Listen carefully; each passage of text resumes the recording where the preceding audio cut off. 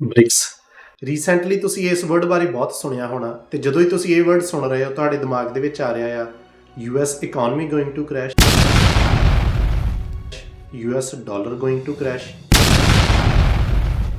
US is no longer world power. ਇਦਾਂ ਦੀਆਂ ਸਾਰੀਆਂ ਚੀਜ਼ਾਂ ਇਸ ਵੀਡੀਓ ਦੇ ਵਿੱਚ ਆਪਾਂ ਡੀਟੇਲ ਦੇ ਵਿੱਚ ਗੱਲਬਾਤ ਕਰਨੀ ਆ ਕਿ ਬ੍ਰਿਕਸ ਕੰਟਰੀਆਂ ਹੈ ਕੀ ਨੇ। ਜੇ ਇਹ ਆਪਣੀ ਇੱਕ ਨਵੀਂ ਕਰੰਸੀ ਬਣਾ ਲੈਂਦੀਆਂ ਤਾਂ ਉਹਦਾ ਯੂਐਸ ਇਕਨੋਮੀ ਨੂੰ ਯੂਐਸ ਡਾਲਰ ਤੇ ਕੀ ਇੰਪੈਕਟ ਹੋ ਸਕਦਾ, ਸਟਾਕ ਮਾਰਕੀਟ ਦੇ ਉੱਪਰ ਕੀ ਇੰਪੈਕਟ ਹੋ ਸਕਦਾ।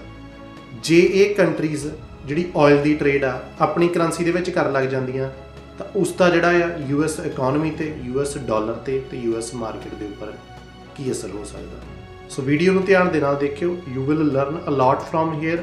ਜੋ ਪ੍ਰੈਜ਼ੈਂਟ ਦੇ ਵਿੱਚ ਚੱਲ ਰਿਹਾ ਤੇ ਜਿਹੜੀ ਹਿਸਟਰੀ ਆ ਉਹਦੇ ਬਾਰੇ ਆਪਾਂ ਨੂੰ ਸਾਰਾ ਕੁਝ ਪਤਾ ਲੱਗੂਗਾ ਕਿ ਕੀ ਹੋ ਰਿਹਾ ਓਵਰਆਲ ਸਟਾਕ ਮਾਰਕੀਟ ਦੇ ਵਿੱਚ, ਓਵਰਆਲ ਇਕਨੋਮੀ ਦੇ ਵਿੱਚ।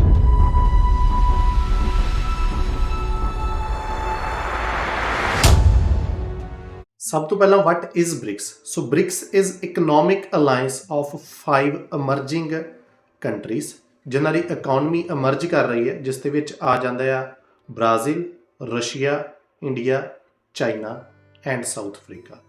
ਸੋ ਲਾਸਟ ਕੰਟਰੀ ਧਿਆਨ ਰਵੇ, it is South Africa, not Saudi Arabia. So it is big difference ਕਿ ਕਿਤੇ ਇੱਕ ਅਲਾਈਅੰਸ ਦੇ ਵਿੱਚ ਸਾਊਦੀ ਅਰੇਬੀਆ ਦਾ ਹੋਣਾ ਤੇ ਸਾਊਥ ਅਫਰੀਕਾ ਦਾ ਹੋਣਾ। ਮੋਸਟਲੀ ਲੋਕ ਇਹੀ ਸਮਝੀ ਜਾਂਦੇ ਆ ਕਿ S is Saudi Arabia but it is South Africa. So ਕੀ ਇਹ ਵਰਡ ਤੁਸੀਂ ਪਹਿਲਾਂ ਕਦੀ ਸੁਣਿਆ? ਮੋਸਟ ਪ੍ਰੋਬਬਲੀ ਤੁਸੀਂ ਨਹੀਂ ਸੁਣਿਆ ਹੋਣਾ, ਹੋ ਸਕਦਾ ਤੁਸੀਂ 2023 ਦੇ ਵਿੱਚ ਇਹ ਵਰਡ ਪਹਿਲਾਂ ਸੁਣਿਆ ਹੋਵੇ। ਸੋ ਇਹਦੀ ਡੀਟੇਲ ਦੇ ਵਿੱਚ ਜਾਣ ਤੋਂ ਪਹਿਲਾਂ ਤੁਹਾਨੂੰ ਮੈਂ ਥੋੜ੍ਹਾ ਜਿਹਾ ਦੱਸਦਾ ਕਿ ਇਹਦੀ ਸਾਈਕੋਲੋਜੀ ਕਿੱਦਾਂ ਕੰਮ ਕਰ ਰਹੀ ਹੈ, ਆਪਣਾ ਮਾਈਂਡ ਕਿੱਦਾਂ ਹੁਣ ਵਰਕ ਕਰ ਰਿਹਾ ਜਦੋਂ ਵੀ ਆਪਾਂ ਇਹ ਵਰਡ ਸੁਣ ਰਹੇ ਹਾਂ। ਕਿਉਂਕਿ ਜਦੋਂ ਵੀ ਮਾਈਂਡ ਕੋਈ ਇੱਕ ਨਵਾਂ ਵਰਡ ਸੁਣਦਾ ਦੋ ਰਿਐਕਸ਼ਨ ਹੁੰਦੇ ਆ, ਈਦਰ ਇਟ ਇਜ਼ ਸਰਪ੍ਰਾਈਜ਼ਡ ਹੋ ਜਾਂਦਾ ਜਾਂ ਸ਼ੌਕ ਦੇ ਵਿੱਚ ਚਲ ਜਾਂਦਾ। ਤੇ ਇਹ ਤੁਹਾਨੂੰ ਮੈਂ ਐਗਜ਼ਾਮਪਲ ਨਾਲ ਦੱਸ ਸਕਦਾ। ਜਦੋਂ ਕੋਵਿਡ-19 ਪਹਿਲਾਂ ਆਇਆ ਸੀ ਤੇ ਆਪਾਂ ਬਹੁਤ ਸਰਪ੍ਰਾਈਜ਼ ਤੇ ਸ਼ੌਕ ਹੋ ਗਏ, ਪਰ ਬਾਅਦ ਦੇ ਵਿੱਚ ਜਦੋਂ 6 ਮਹੀਨੇ ਸਾਲ ਲੰਘ ਗਿਆ ਤਾਂ ਥੋੜ੍ਹਾ ਜਿਹਾ ਅਸਰ ਹੋਣਾ ਘਟ ਗਿਆ। ਫਿਰ ਇੱਕ ਨਵਾਂ ਵਰਡ ਆਇਆ ਓਮਿਕਰੋਨ। ਜਦੋਂ ਉਹ ਵਰਡ ਆਇਆ ਫਿਰ ਆਪਾਂ ਸਾਰਿਆਂ ਨੇ ਧਿਆਨ ਰੱਖਣਾ ਸ਼ੁਰੂ ਕਰ ਦਿੱਤਾ, ਕਹਿੰਦੇ ਕਿ ਮਾਸਕ ਪਾ ਕੇ ਧਿਆਨ ਨਾ ਜਾਓ ਜੀ, ਜਿਹੜਾ ਨਵਾਂ ਇੱਕ ਵੇਰੀਐਂਟ ਆ ਗਿਆ ਉਹ ਹੋਰ ਖਤਰਨਾਕ ਆ। ਠੀਕ ਹੈ, ਹੁਣ ਉਹਦੀ ਕੋਈ ਗੱਲ ਕਰ ਰਿਹਾ ਰਾਈਟ ਨਾ? ਨਹੀਂ।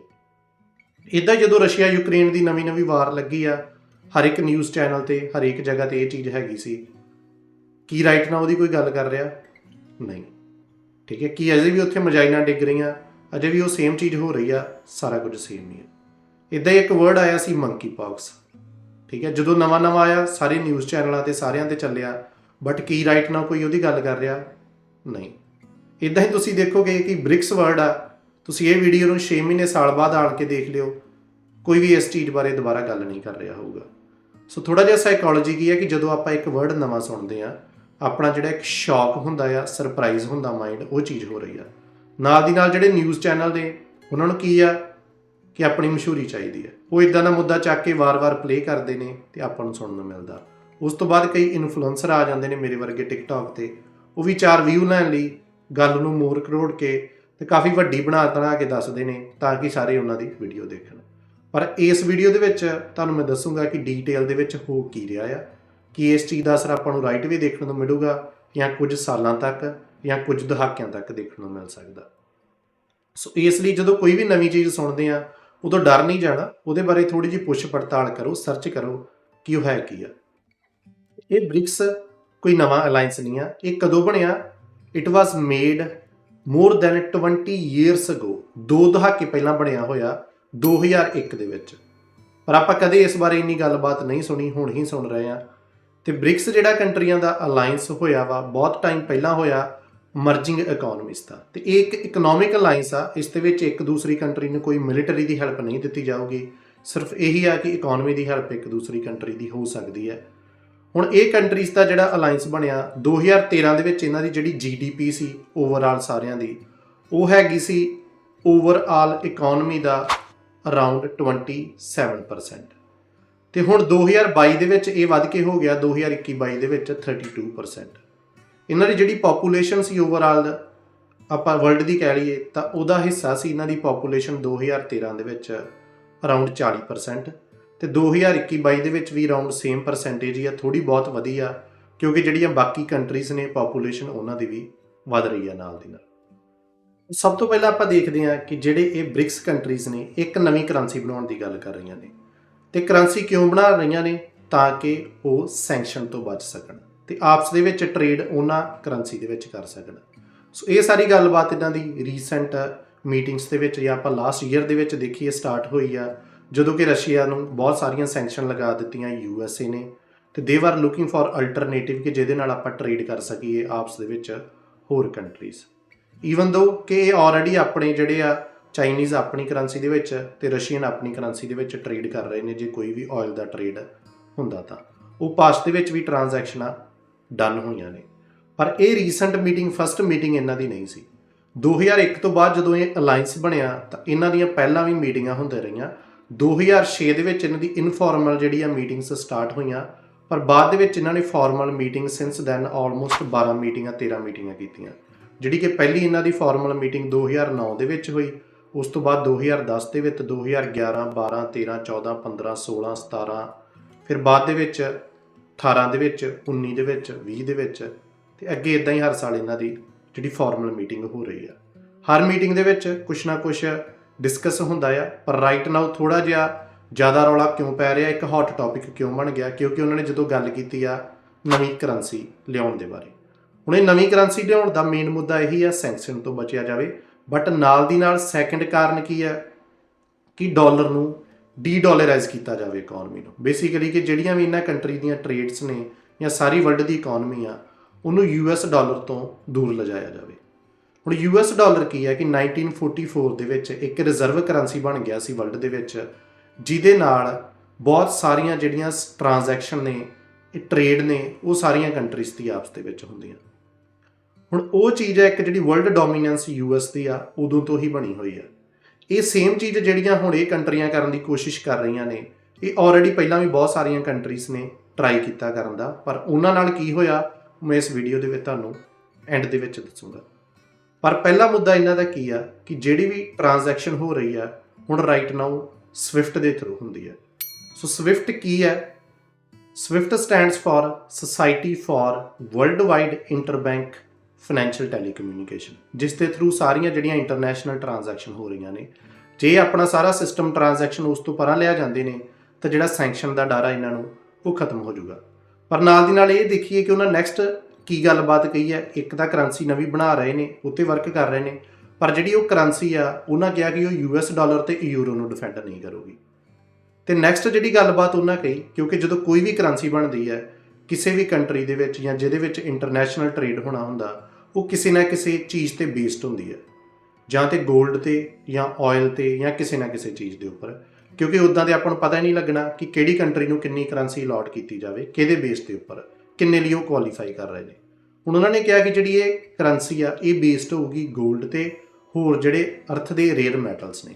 ਹੁਣ ਜੇ ਆਪਾਂ ਗੋਲਡ ਦੀ ਗੱਲ ਕਰ ਲਈਏ ਤਾਂ ਸਰਪ੍ਰਾਈਜ਼ਿੰਗਲੀ USA ਦੇ ਕੋਲ ਇੰਨਾ ਗੋਲਡ ਆ ਕਿ ਜਿੰਨਾ ਇੰਡੀਆ ਦੇ ਕੋਲ, ਰਸ਼ੀਆ ਤੇ ਚਾਈਨਾ ਦੇ ਕੋਲ ਸਾਰਿਆਂ ਤੋਂ ਮਿਲਾ ਕੇ ਨਹੀਂ ਹੈਗਾ। ਜੇ ਆਪਾਂ ਕਹਿ ਦਈਏ ਕਿ ਸਾਰੀਆਂ ਜਿਹੜੀਆਂ ਬ੍ਰਿਕਸ ਕੰਟਰੀਜ਼ ਨੇ ਉਹਨਾਂ ਨੂੰ ਮਿਲਾ ਕੇ ਉਹਨਾਂ ਨਹੀਂ ਹੈਗਾ ਜਿੰਨਾ ਕਿ US ਦੇ ਕੋਲ ਗੋਲਡ ਰਿਜ਼ਰਵ। ਸੋ ਜੇ ਉਹ ਕਰੰਸੀ ਬਣਦੀ ਵੀ ਆ, it will not be big threat right away to US। ਇਹ ਤਾਂ ਸੀ ਕਰੰਸੀ ਦੀ ਗੱਲ। ਬਟ ਇਸ ਤੋਂ ਬਾਅਦ ਆਪਾਂ ਹੁਣ ਨੈਕਸਟ ਦੇਖਦੇ ਹਾਂ ਕਿ ਜੇ ਇਹ ਕੰਟਰੀਜ਼ ਆਇਲ ਦਾ ਐਕਸਪੋਰਟ ਆਪੋ ਆਪਣੀ ਕਰੰਸੀ ਦੇ ਵਿੱਚ ਕਰਨ ਲੱਗ ਜਾਂਦੀਆਂ ਤਾਂ ਉਹਦਾ ਕੀ ਅਸਰ ਹੋ ਸਕਦਾ। ਬਟ ਇਸ ਤੋਂ ਪਹਿਲਾਂ ਥੋੜ੍ਹਾ ਜਿਹਾ ਆਪਾਂ ਨੂੰ ਇਹ ਅੰਡਰਸਟੈਂਡ ਕਰਨਾ ਪਊਗਾ ਕਿ BRICS is not a first alliance. ਇਸ ਤੋਂ ਪਹਿਲਾਂ ਵੀ ਇੱਦਾਂ ਜੇ ਆਪਾਂ ਦੇਖੀਏ ਤਾਂ G7 ਕੰਟਰੀਜ਼ ਨੇ, ਜਿਸ ਦੇ ਵਿੱਚ United state, Canada, UK, France, Italy, Germany, Japan ਆ ਜਾਂਦਾ ਹੈ। ਉਹ ਕੰਟਰੀਆਂ ਵੀ ਵਰਲਡ ਦੀ ਇੱਕ ਹਿਊਜ ਇਕਨੋਮੀ GDP ਬਣਾਉਂਦੀਆਂ ਨੇ। ਉਸ ਤੋਂ ਬਾਅਦ G20 ਆ। G20 ਦੇ ਵਿੱਚ ਆਹ ਵਾਲੀਆਂ ਜਿਹੜੀਆਂ ਸਾਰੀਆਂ ਕੰਟਰੀਜ਼ ਨੇ ਇਹ ਆ ਜਾਂਦੀਆਂ, ਐਂਡ ਜਿਹੜੇ ਆਪਾਂ ਦੇਖ ਰਹੇ ਹਾਂ ਬ੍ਰਿਕਸ ਦੇ ਵਿੱਚ ਕੰਟਰੀ ਨੇ, most of them are in G20। ਹੁਣ ਜੇ ਉਹ ਇੱਦਾਂ ਦਾ ਕੁਛ ਕਰਨਾ ਚਾਹੁੰਦੀਆਂ ਤਾਂ there will be political pressure ਕਿ ਸ਼ਾਇਦ ਉਹਨਾਂ ਨੂੰ G20 ਚੋਂ ਬਾਹਰ ਕੱਢਿਆ ਜਾਵੇ ਜਾਂ ਕੁਛ ਇੱਦਾਂ ਦਾ ਹੋ ਸਕਦਾ। ਬਟ ਸਰਪ੍ਰਾਈਜ਼ਿੰਗਲੀ ਜੇ ਆਪਾਂ ਦੇਖੀਏ ਕਿ ਈਵਨ ਰਸ਼ੀਆ ਨੇ ਯੂਕਰੇਨ ਨੂੰ ਇਨਵੇਡ ਕੀਤਾ, ਸਾਰਾ ਕੁਝ ਕੀਤਾ, but most probably Russia will be taking part in G20 summit, ਜੋ ਕਿ ਇੰਡੀਆ ਦੇ ਵਿੱਚ ਹੋਣ ਜਾ ਰਹੀ ਹੈ 2023 ਦੀ ਸਤੰਬਰ ਦੇ ਵਿੱਚ।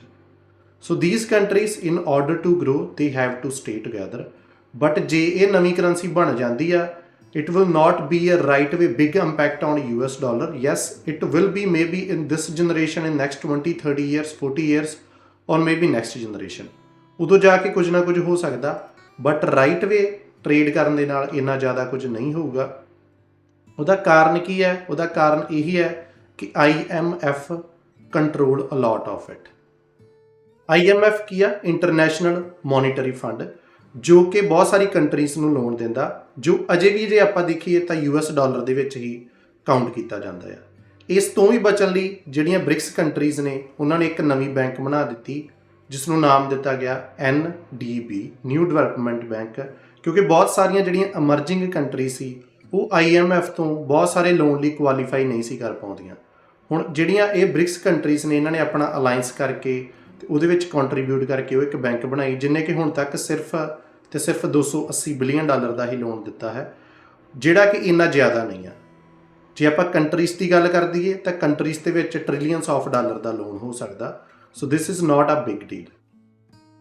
ਇਹ ਤਾਂ ਸੀ ਸਾਰੀ ਕਰੰਸੀ ਦੀ ਗੱਲਬਾਤ। ਹੁਣ ਜੇ ਆਪਾਂ ਦੇਖਦੇ ਹਾਂ ਆਇਲ ਦੇ ਬਾਰੇ, ਤਾਂ ਆਇਲ ਦੀਆਂ ਜਿਹੜੀਆਂ ਓਵਰਆਲ ਟ੍ਰਾਂਜੈਕਸ਼ਨ ਹੋ ਰਹੀਆਂ ਉਹ 'ਚੋਂ 75 to 80% ਟ੍ਰਾਂਜੈਕਸ਼ਨ ਨੇ ਉਹ US ਡਾਲਰ ਦੇ ਵਿੱਚ ਹੀ ਹੋ ਰਹੀਆਂ। ਮੈਂ ਤੁਹਾਨੂੰ ਇਹ ਨੰਬਰ ਕਿਉਂ ਦੱਸ ਰਿਹਾ 75 to 80%? ਕਿਉਂਕਿ ਜਿਹੜੀਆਂ ਬਾਕੀ 20 ਤੋਂ 25% ਟ੍ਰਾਂਜੈਕਸ਼ਨ ਨੇ ਉਹ ਅਜੇ ਵੀ ਆਇਲ ਦੀਆਂ ਹੋਰ ਕਰੰਸੀ ਦੇ ਵਿੱਚ ਹੋ ਰਹੀਆਂ। ਸੋ ਜੇ ਰੀਸੈਂਟਲੀ ਚਾਈਨਾ ਤੇ ਰਸ਼ੀਆ ਨੇ ਜਿਹੜੀ ਆਇਲ ਦੀ ਟ੍ਰਾਂਜੈਕਸ਼ਨ ਆ ਉਹ ਆਪਣੀ ਕਰੰਸੀ ਦੇ ਵਿੱਚ ਕੀਤੀ ਆ, it is not a big deal, it is not something new ਕਿ ਜਿਹੜਾ ਇੱਕ ਨਵਾਂ ਹੋ ਰਿਹਾ। ਸੋ ਉਹਦੇ ਵਿੱਚ ਵੀ ਕੋਈ ਸ਼ੌਕ ਹੋਣ ਦੀ ਗੱਲ ਨਹੀਂ ਆ। ਜੇ ਆਪਾਂ ਦੇਖੀਏ ਤਾਂ ਇੱਕ ਪੈਟਰੋ ਡਾਲਰ ਐਗਰੀਮੈਂਟ ਹੋਇਆ, ਜਿਹੜਾ ਕਿ ਹੋਇਆ ਸਾਊਦੀ ਤੇ US ਦੇ ਵਿੱਚ।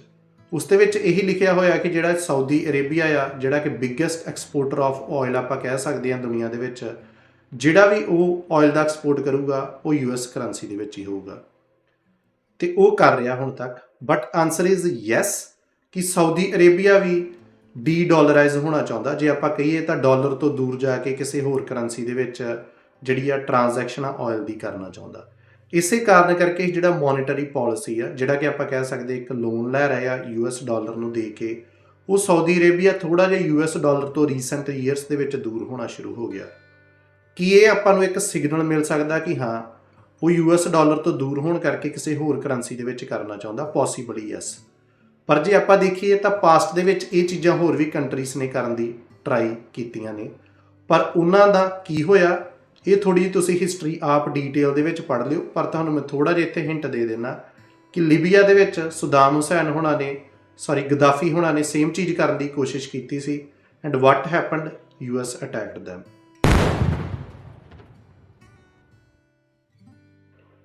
ਉਸ ਤੋਂ ਬਾਅਦ ਇਰਾਕ ਨੇ ਸੇਮ ਚੀਜ਼ ਕਰਨ ਦੀ ਕੋਸ਼ਿਸ਼ ਕੀਤੀ ਸੀ, ਸਦਾਮ ਹੁਸੈਨ ਹੋਣਾ ਨੇ, ਵਾਟ ਹੈਪਨਡ?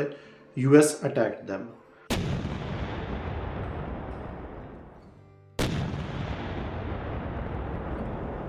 ਸੋ ਇਹ ਹੈ ਕਿ US ਕੰਟਰੀ ਕੋਈ ਇੱਦਾਂ ਦੀ ਕੰਟਰੀ ਨਹੀਂ ਕਿ ਜਿਹੜੀ ਆਪਣੀ ਇੱਕ ਵਰਲਡ ਪਾਵਰ ਜਾਂ ਆਪਣੇ ਡਾਲਰ ਦੀ ਵੈਲਿਊ ਇੱਦਾਂ ਹੀ ਛੱਡਣ ਦਊਗੀ। ਸੋ ਜਿਹੜੀ ਉਹਨਾਂ ਕੋਲ ਵਰਲਡ ਪਾਵਰ ਆ, ਆਰਮੀ ਆ ਸਾਰੀ, they will use and they can go to any extent if something like this start happening, ਜਿੱਥੇ ਉਹਨਾਂ ਨੂੰ ਲੱਗਾ ਕਿ ਸਾਨੂੰ ਖਤਰਾ ਹੈਗਾ ਆ। ਤੇ ਪਾਸਟ ਦੇ ਵਿੱਚ ਇਹ ਚੀਜ਼ਾਂ ਆਪਾਂ ਦੇਖੀਆਂ। ਮੈਂ ਇਹ ਨਹੀਂ ਕਹਿ ਰਿਹਾ ਕਿ ਵਾਰ ਲੱਗ ਜਾਣੀ ਆ ਜਾਂ ਰਾਈਟ ਵੇ ਇੱਦਾਂ ਦਾ ਕੁਝ ਹੋ ਸਕਦਾ ਆ, ਬਟ ਜਸਟ ਲੁੱਕ ਐਟ ਕਿ these countries are part of G20 and they will discuss all this. ਜੇ ਇੱਦਾਂ ਦਾ ਕੁਝ ਉਹ ਅੱਗੇ ਕੰਟਰੀਜ਼ ਕਰਦੀਆਂ ਨੇ ਤਾਂ ਬ੍ਰਿਕਸ ਕੰਟਰੀ ਦੇ ਵਿੱਚ ਜਾਣ ਲਈ ਹੋਰ ਕੰਟਰੀਆਂ, ਸਾਊਦੀ ਅਰੇਬੀਆ ਨੇ ਵੀ ਅਪਲਾਈ ਕੀਤਾ ਹੋਇਆ, ਅਰਜਨਟੀਨਾ, ਇੰਡੋਨੇਸ਼ੀਆ, ਹੋਰ ਬਹੁਤ ਕੰਟਰੀਆਂ ਵੀ ਉਹਨਾਂ ਦੇ ਨਾਲ ਰਲਣਾ ਚਾਹੁੰਦੀਆਂ ਨੇ।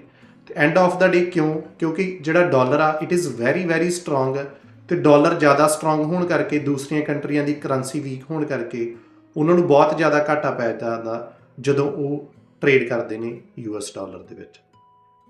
ਸੋ ਇਹ ਸੀ ਕਿ ਜੋ ਰਾਈਟ ਨਾਓ ਬ੍ਰਿਕਸ ਦੇ ਵਿੱਚ ਹੋ ਰਿਹਾ। ਕਨਕਲੂਜਨ ਇਹੀ ਆ ਕਿ ਘਬਰਾਉਣ ਦੀ ਗੱਲ ਨਹੀਂ। ਜੇ ਆਪਾਂ ਨਵੀਂ ਕਰੰਸੀ ਦੀ ਗੱਲ ਕਰੀਏ, ਜੇ ਗੋਲਡ ਦੇ ਬੇਸ ਹੁੰਦੀ ਆ ਤਾਂ US have biggest gold reserve. Oil ਦੀ ਗੱਲ ਕਰੀਏ, ਟ੍ਰਾਂਜੈਕਸ਼ਨ ਕੰਟਰੀਜ਼ ਆਪਸ ਦੇ ਵਿੱਚ ਕਰਦੀਆਂ, ਤਾਂ ਇਹ ਕੋਈ ਨਵੀਂ ਚੀਜ਼ ਨਹੀਂ ਆ। ਆਲਰੇਡੀ 20-25% ਜਿਹੜੀਆਂ ਆਇਲ ਦੀਆਂ ਟ੍ਰਾਂਜੈਕਸ਼ਨ ਆ ਉਹ ਹੋਰ ਕਰੰਸੀ ਦੇ ਵਿੱਚ ਹੁੰਦੀਆਂ ਸੀ।